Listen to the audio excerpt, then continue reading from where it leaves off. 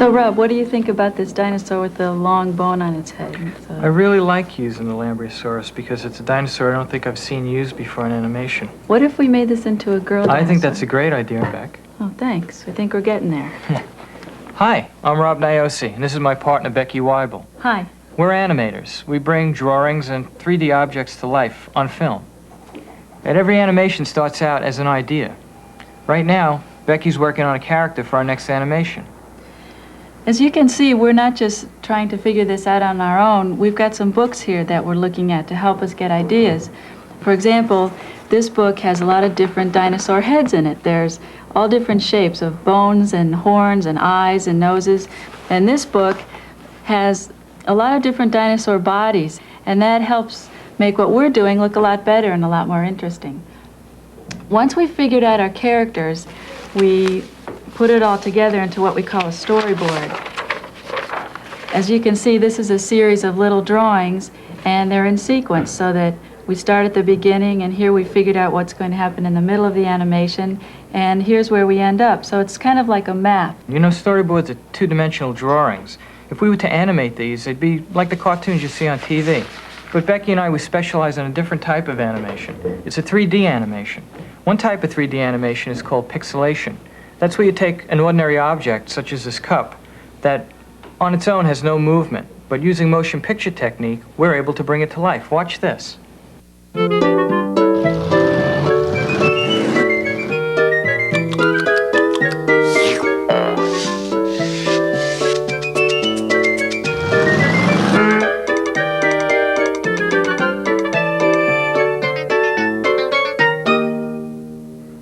This is Egbert. Egbert's a three-dimensional model of a frog, and he's made up of various materials, mostly different types of clay. The top part of his body is made out of a soft clay that can be manipulated and molded frame by frame in order to create the illusion of animation on film. His legs are made of a clay also, but it's a different type of clay. It's baked and it's hard. And that way we can hinge his knees with little tiny hinges, and when we rotate his unicycle wheel, the hinges operate and give us a nice motion in his legs and his knees. Now, his eyes are made out of just common beads. The animator may want to take a little toothpick and put it in the hole in the bead and move it around. Now, if we want to make Egbert wave, for each frame of film, we may bend the clay just a little bit, and then a little bit more and take another frame.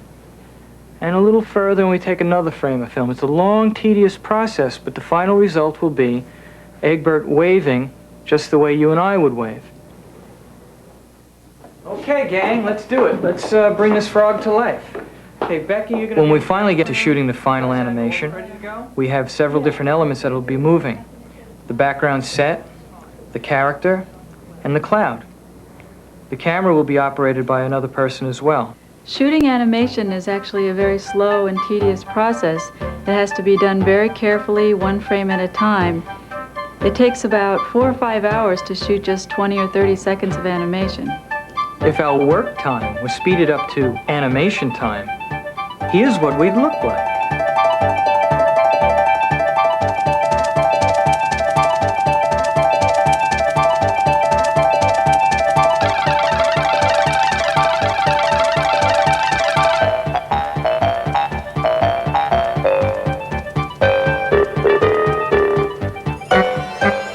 The way to really give a character some personality is to paint it with some special colors and add some details.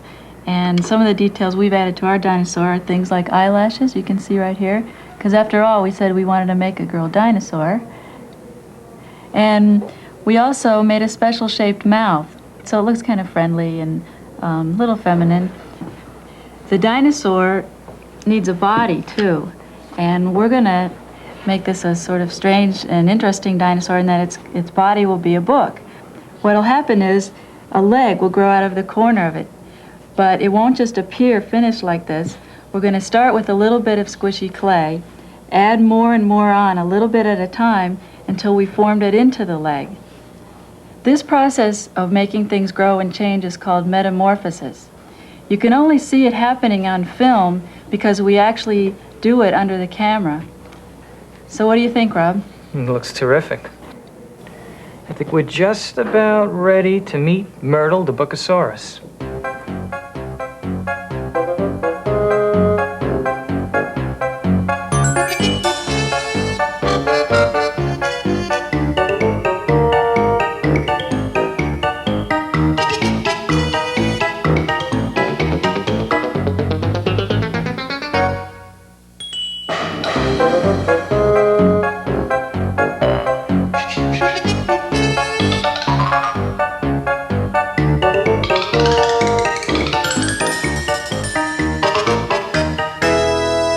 Ooh, this is a great book.